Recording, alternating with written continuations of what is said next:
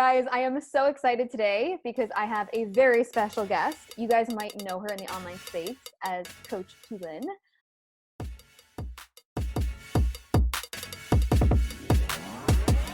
But her name is Tulin Emery, and she is absolutely amazing. She has the brand Fit Has No Size, and I have been following her for many, many years. She's kind of been we've been in the same rooms so many times at different events. We've had similar mentors. And so recently we connected on Instagram and I was like, girl, we need to have a conversation on the podcast. So thank you for coming on and being here.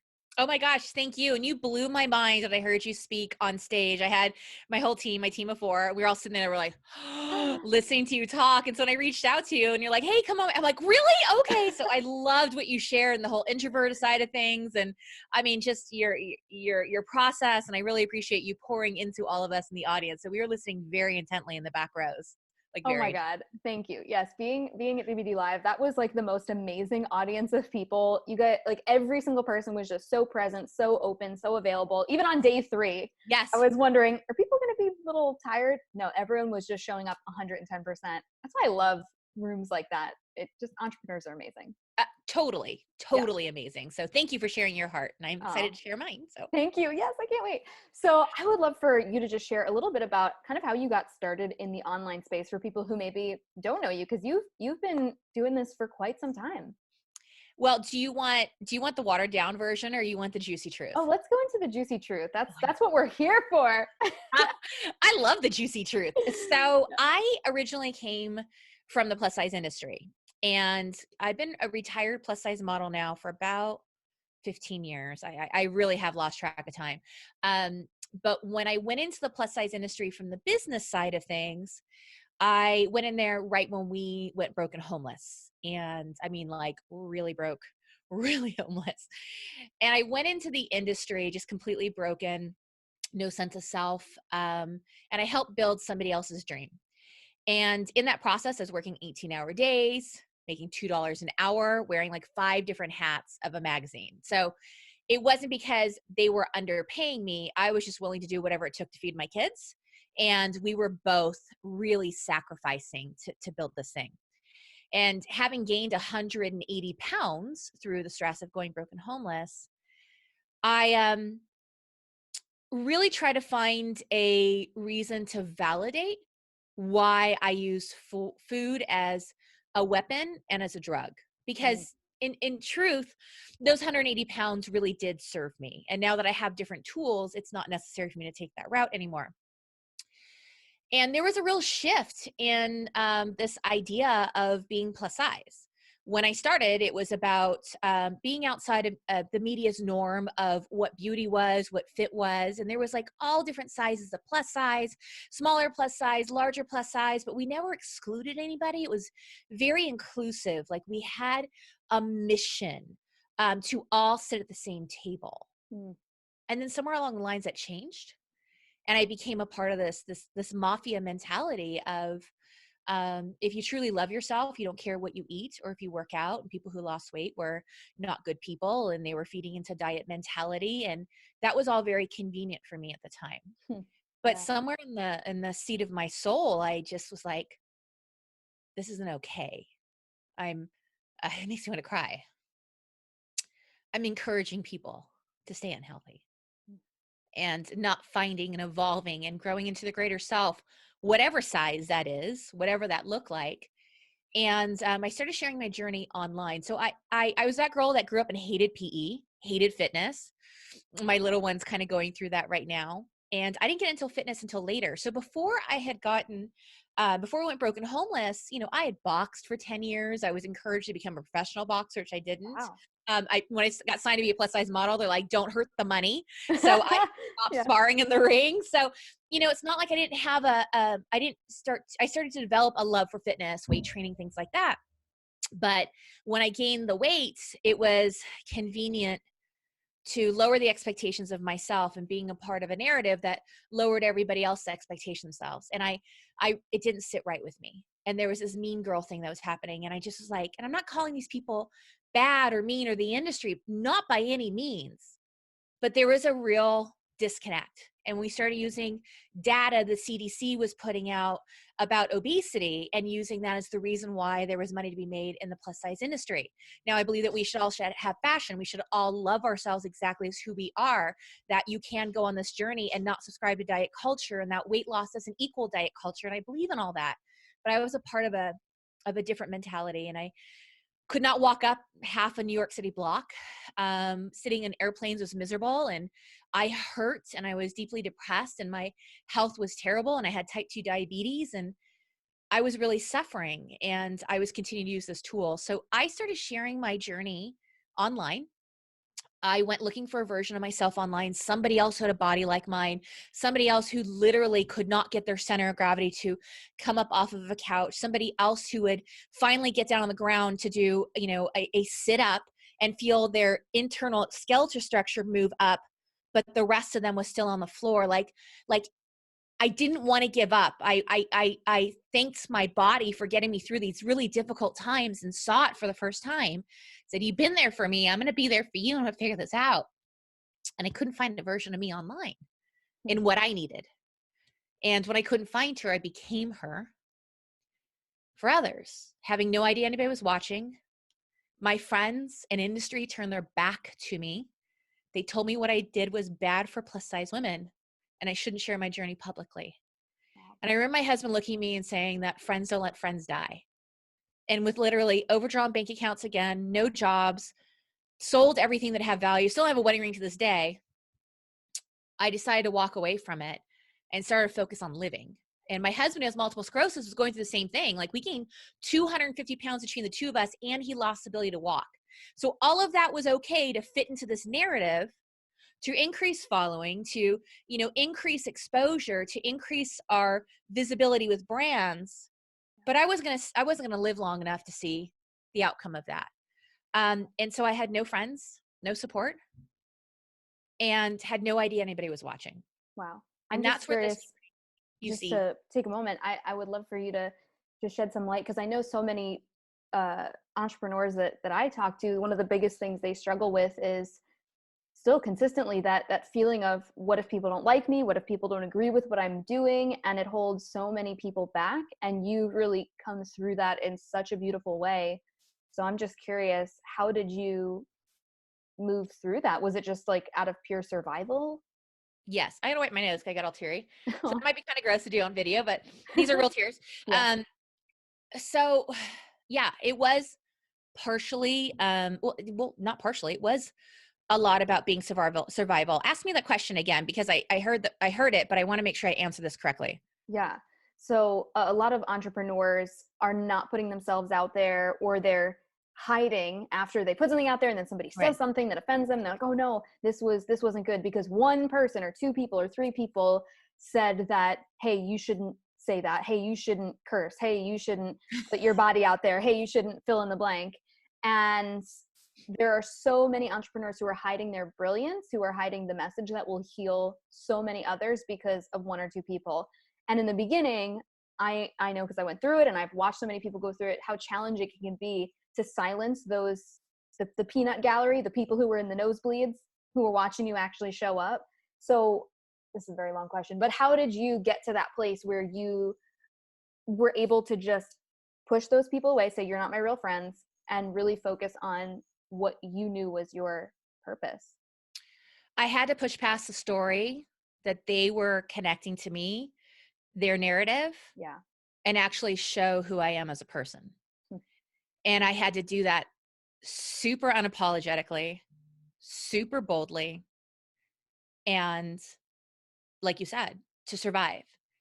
And the reality is, I asked myself the question, my husband said, friends don't let friends die.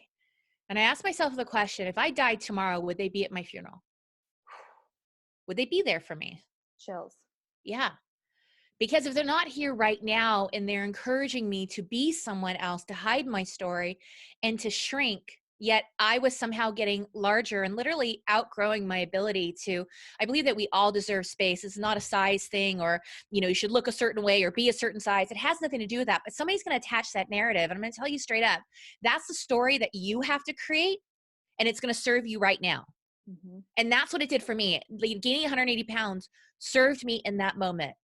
But I pray and hope that you will continue to evolve and grow and surround yourself with other people who are typically entrepreneurs who are willing to learn and grow. So either successes or lessons, right? As we always talk about.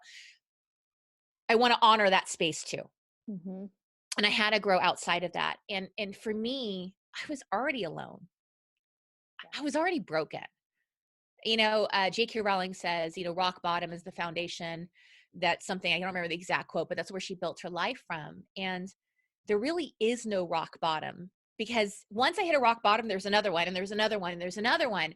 And the more that I lived in my victimhood, and the more that I lived in somebody else's narrative that would support their financial gains, which I have no problem about making money, but I have a problem about making money by creating a community and a culture of encouraging people not to grow and remain the same.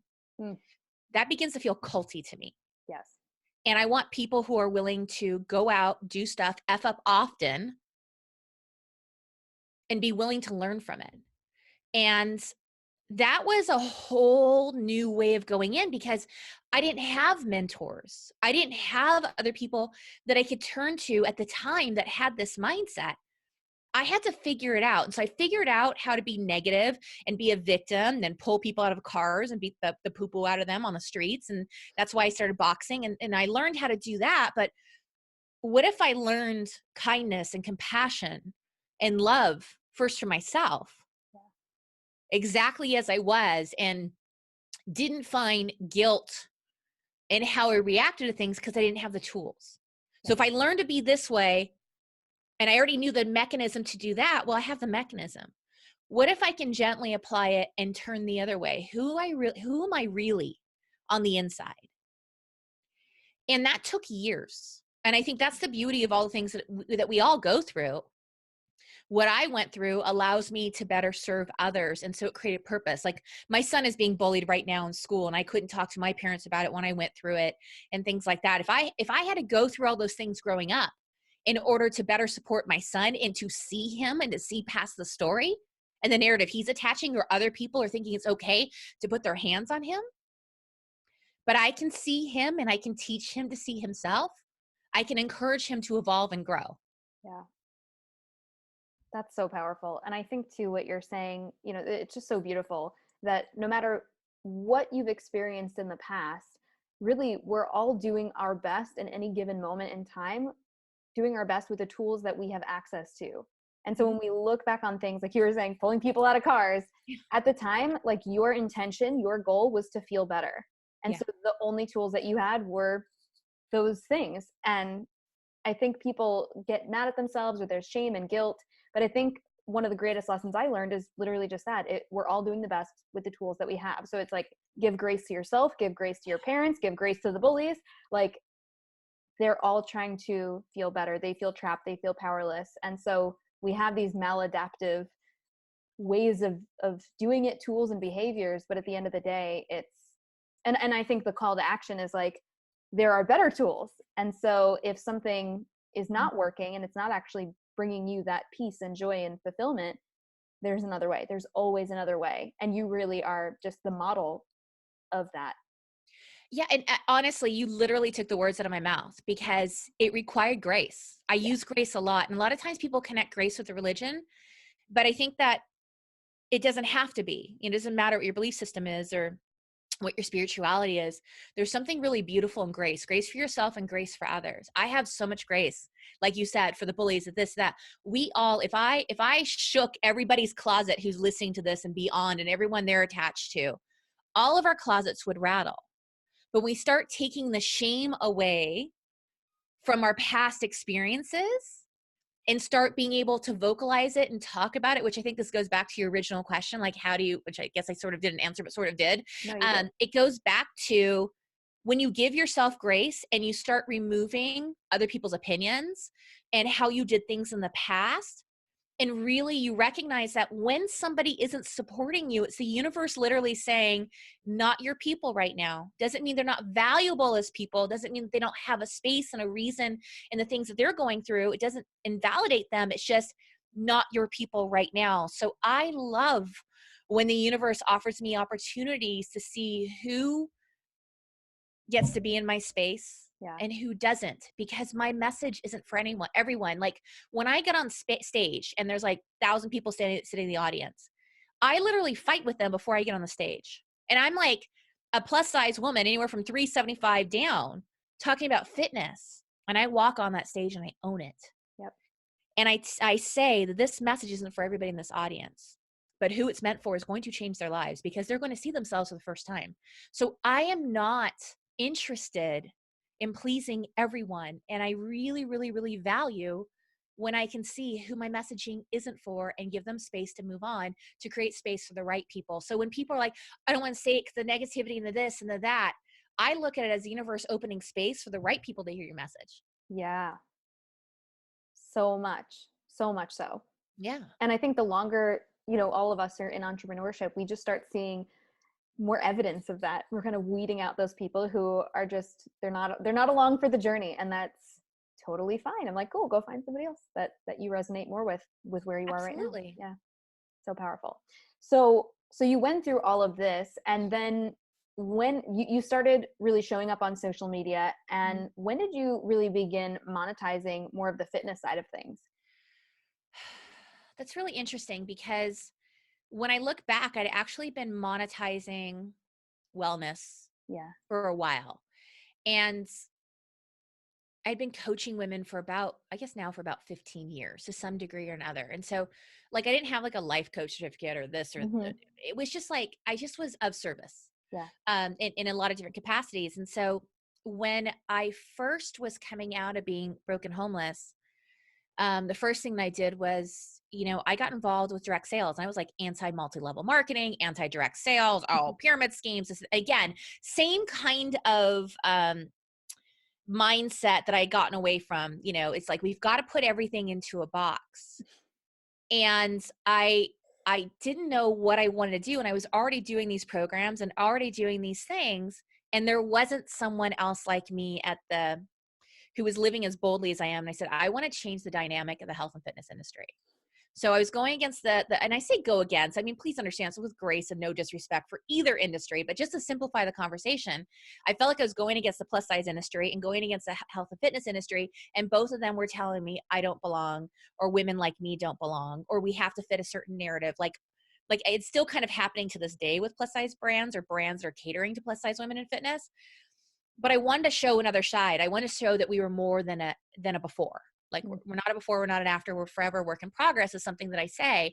And so when I started boldly stepping out into it, it really was from a place of service, not realizing that anybody would want to buy anything from me. So I've never had to sell it. Yeah. I've only had to share my experiences.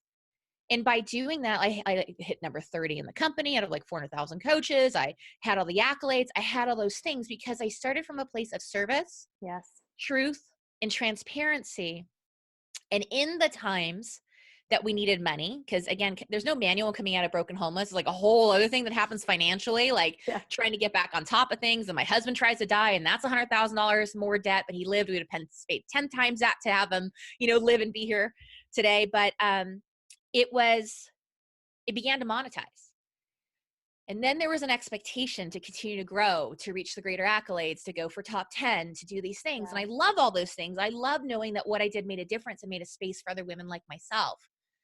But I'm an entrepreneur and I'm always looking to grow. But I'm really grateful for shifting my mindset in, direct marketing and MLMs, because it's stigmatized and it shouldn't be. There are so many amazing companies that you can go out there and build something, a side hustle or your full business or whatever it is you choose to do with it. Your opportunities are limitless, but I think we're always growing. Mm-hmm. Yeah. And so for you, one of the things that we talked a little bit about before we hopped on this was that you ended up with shingles on your face. Yeah. So I think this is a really important conversation, because I know there are so many entrepreneurs out there who are still in that phase of their business where they are hardcore hustle, don't sleep, and not even like the number of hours that they work, but the level of stress. Yeah. And the level of pressure that they're putting on themselves to achieve certain external accolades and, revenue, this and all that stuff. I have obviously been through my own journey with that, of really seeing the physical breakdown Yeah. when we are living under that much pressure. Yeah. And so I would love for you to share this really as a lesson and also as a warning to those people who still haven't gotten it. Yeah. So yeah. Well, I think it goes along the lines of, and I don't have a problem with it. People say, I want to retire my husband. Um, retire your husband, but don't have a single string of income into your house. Yes. Like those are some important lessons to learn from, formerly broken homeless woman or family. I manifested those shingles. Like I dove in.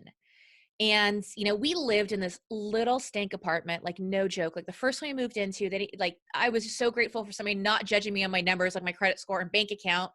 We had X amount of dollars. The guy really liked us. He rented us the apartment, found out it had mice and things like that. But it was ours. It was no longer the hotel or the car that we could barely afford the car note on. It was someplace that we can restart with like furniture from like the street corner, like whatever it took, to make that happen.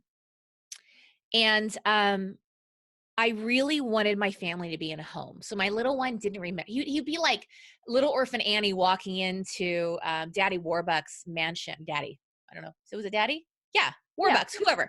Mr. Warbucks, you know what I'm talking about. Walking in and be like, oh, look at this house. And I would see him do that. And I was like, oh, like it would crush me that he couldn't connect to a home. Mm. And my oldest one remembered the great life. And then he remembered they know everything. They know our entire stories. Yeah. And it was really important to me that we were in a home. Mm-hmm. And my son was going to graduate high school, my oldest. And it was taking so long to recover, but I recognized it was because of the hustle.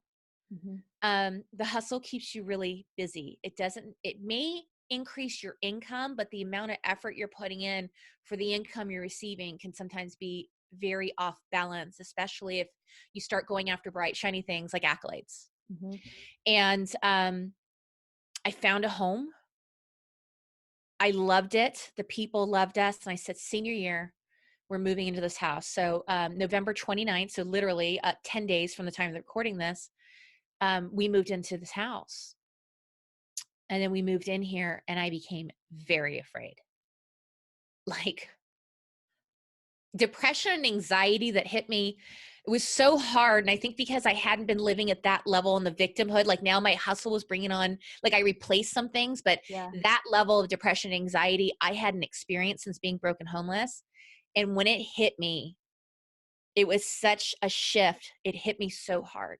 Yeah. And I kept saying, we can't go broken homeless. We can't go broken homeless. And, where you focus, energy flows. I'm really good at like not getting the quotes right, but you get the generality of what I'm trying to say. Paraphrasing quotes. Yep. Nailed it. And so I kept focusing on what I didn't want and started making it my reality. Wow. And 3 days before I was finally going to have health insurance again, in December, I was looking at my husband. I started looking like a Klingon. Like, I don't know, my forehead was like falling down my face. Oh my God. And all around my eyes started to swell.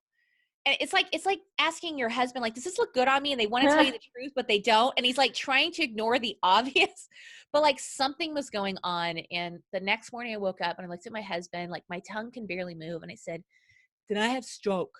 I can't talk. And my face is completely swollen. And I had this little mark up here. And it was just like on what, because like shingles like hits one side of your face to the other. I thought it was a spider bite because there were some like big spiders around this outside in this this really cute atrium, and there's like huge spiders, like huge. And I thought, oh my gosh, I got a spider bite. That was like one vicious spider bite. Well, it was the start of shingles. So shingles aren't necessarily have to be an enormous eruption. Yep. But I manifested these shingles, and because of what I was afraid of, because I got the shingles, we went to the doctor immediately. They whisked me back because I did look like I had a stroke. And it's because of where I had the shingles and the way it was affecting my face. So it was, affected my vision. It affected everything. And now I'm really driving us exactly where I didn't want to end up because I can't work. And it's my face. I'm the dancing monkey. Yeah. And everybody's depending on me and I'm stuck on the couch. I cannot listen to, audibles. I cannot binge watch Netflix. I can't have light. I can't have sound. It was pain. The only light I could handle was the light that kind of, crept in around the blinds. And here I am 5.5 months and there's no income coming in. Wow. And we are losing everything again. And I go, now it's my fault. Like I literally went all in on this mindset and creating my own reality. Like I had no idea I was woo. Like they call it the Wedmore woo. I like to call it twoo, like TWOO. So like it all became very twoo. And I'm like, I am making this ish happen. Like that's really powerful and frightening. And I remember looking at my husband. The only thing I could do was I wanted to paint our garage white. The only thing I could do was paint. And it was like my activity. And I remember looking at my husband. I like popped off the couch. I'm like, I can't keep doing things this way. I cannot keep burning the candle at both ends. Yeah. I cannot be chased because like now it's like income is increasing, but so is my level of stress. And because I kept going at this level, the universe is like literally like giving me a pain here, an ache there, a headache here. Like it was gently trying to tell me, you're heading down a path and you're not listening. And then finally says, you're really not listening. We're going to shut your world down right now so you will hear us. Yep. And it was in that silence, it was in that darkness that I had the realization, I cannot continue doing this and be able to create a new life for us. And while it was very difficult in the time and it literally destroyed us financially again, it's the best thing that could have happened to us. It brought us closer together and it made me realize just how freaking powerful we're so powerful that I can create my own health and I can create my own illness. So which one do I choose to create right now? And where do I need to listen? And it allowed me to listen on a deeper level, but it literally had to shut 2 senses down, hearing and vision. Damn. For me to hear and see what I need to do. That is incredible. And so since that experience and you've kind of you're doing great now and things are, because this was recent, just for anybody who's listening, this was like less than a year ago. It'll be shingles happened 2 years ago, December 29th. Okay. 5.5 months I tried to get back up and move and couldn't. May 23rd of that year and I have these dates because I really celebrate them. May 23rd of that year was the day that I was able to get up and I shot up to 300 pounds, getting like 10 and 20 pounds in a week. Like I was in really, really bad condition. And so I was able to move my body much like I did when I started at 375 pounds, gave myself the grace, aligned what my activities, how I moved my body with how I wanted to feel. And that's where things started to grow. Wow. So it was about March of that year, they started making shifts in how I was doing business, not really having a clear path, quite honestly. I just had to follow my heart. I was saying no to a lot of people that needed my help. And that was actually one of my other stressors, was there were people who really could use what I was bringing to the company I was a part of, which I still love to this day and I'm still a part of. But it was leaving me without the bandwidth to be able to serve at a greater level. I knew that I was making an impact and I was leaving people behind and I had to fix that. Yeah. So now it with kind of putting some of that to the side and really stepping into this new 2.0 or 3.0 version of you. Yeah. I mean, it's just like all of us. It's just the next evolution. Right. So now when you think about like fit has no size, how has the mission or the way in which you fulfill the mission shifted for you? It has inspired and created space for a lot of women like myself to be able to go out and share their voice. Yeah. One of the things that I really love about what I get to do, it doesn't have to be, I don't need credit for creating space. One voice can't make change, a chorus can. Isn't a chorus so much more beautiful to listen to than just a single voice, right? Like when we come together, that's really important. And with Fit Has No Size, it's really allowed me, I think it's really important. I think a lot of times people are afraid to work with people who are in growth and vulnerable and sharing their growth, or that's a perception we have. That's who I want to work with. I want to work with somebody who's going to mentor me, that I've watched them overcome, that I've watched them grow, and they're willing to be vulnerable and transparent in that growth. And I think that's something very powerful that I bring to the table is I'm very open and honest about this journey that I'm on. And I'm much closer to where they are on their journey versus on a pedestal going, so I didn't want to talk about it, but here's my after photo, and not really being with them in that journey, being able to Yes. see it, because we want to like whitewash everything. And I like to keep things dirty. I like to keep it authentic, and I like to keep it a little messy, because that's life. That's truth. Yeah. And so with Fit Has No Size, it allowed me to make an impact on more people, to a broader audience without having to shrink. So while my body may be shrinking because I'm shedding what no longer serves me, like I don't need it on me anymore. I don't need that protection. I don't need that layer. So my body releases what it doesn't need anymore. I get to share that process with others so they can do the same, which is super cool. It's amazing. And I think also what you've really done, because I've been following you for many years, still following you, to this day. That's so cool. I love it. Yeah. But I think too, what you were just saying of really being able to have those uncomfortable, dirty conversations of like, this is what's actually happening behind the scenes. I think you are one of the, because I don't think most people do this in the online space. I think you're one of the few great examples of people who are having those conversations in a way that is empowering their audience while also making them feel seen and understood and not alone. So I just thank you for that. Thank you. I actually will need to write that down because you put it together so beautifully in a few words that would take me like 3 years to explain. So, and I have to tell you, I agree, because I give people grace in coming into their vulnerability because we have so much baggage attached to that. It's what holds us back. But I've been doing it since before it was Vogue. And that was really from just discovering like, what else do I have to lose? Like, and am I really losing anything if I have people in my life who don't support and love growth, education, evolution, change? I don't want people around me that I have to hold their hair, when they're over the toilet of life and like things are going wrong. I want to be around people who are like, I'll be back, go have their moment, come back, okay, I'm good. Yep. I'm going to grow. There was a reason for this. I want people who are willing to be in that nitty gritty, and now I'm surrounded by them. However, I had a responsibility to myself and those that I have surrounding me to continue to level up and grow. Yes. I didn't want to be the weak link. Oh, this is so good. This is so good. I feel like I could talk to you for like 3 hours and we could just literally go into all of this. We might have to do a part 2 for real, because this is just so good.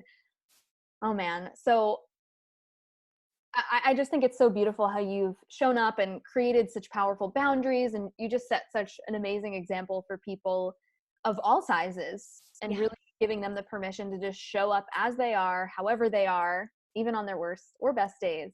So I'm just grateful for you and your presence and everything that you're doing. So and thank you. And I have to tell you, I do this as an introvert. So when you were talking on stage and when you described how you're an introvert, I'm like, I so identify with what you're saying because you described it perfectly, so much so that now I don't hide when my husband is the extrovert and he's out talking to people and I look at so why do you have to talk to people? Why is it on stage about your mom? I was like, oh my gosh, that is so me. Look at my husband. Why are you why'd you just say that? Now I'm like, nah. Now I get it. You gave me, I think you probably improved our sex life. So. Oh my God. Yes. Can I add, I'm going to be like, improve sex life to my list of things that I can help create in transformation. Oh my God. I'm no longer horrified. Now I just honor the fact that he just says crazy stuff and so do I, but I'm just an introvert and he's extrovert when he does it. So. Oh my God. And for context, for those of you who weren't at the event, I was on stage talking about how my mom, when we go to the grocery store, even I'd be like in 7th grade, and she would just start talking to people and going, oh, what kind of bread do you have there? And I would be like, Mom, don't ask people about their bread. What a weird thing to say. Why are you doing that? She's like, they were so friendly. They were so lovely. We become best friends with everyone. So good. If you haven't had Jen speak at your event, please do. Because literally day 3, we're all like mouth open listening. And there's like two introverts, I think a partial introvert and an extrovert. And we all have like our team has, and part of our team is our family. And we all have such a better understanding of each other. So every time I look at my husband, I'm like, why are you asking about the bread?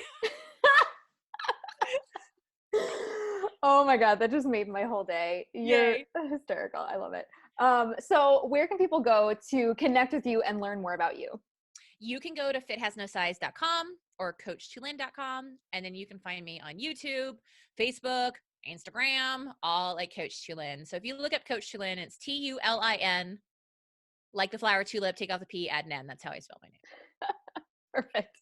Well, guys, if you love this episode, I know that you did. Be sure to screenshot the show and tag us over on Instagram and let us know what your biggest aha, your biggest takeaway was from today. We love to really hear what type of impact this made on you and really just have more of a conversation, go a little bit deeper. So thank you guys for tuning in, and we'll see you in the next one. Bye.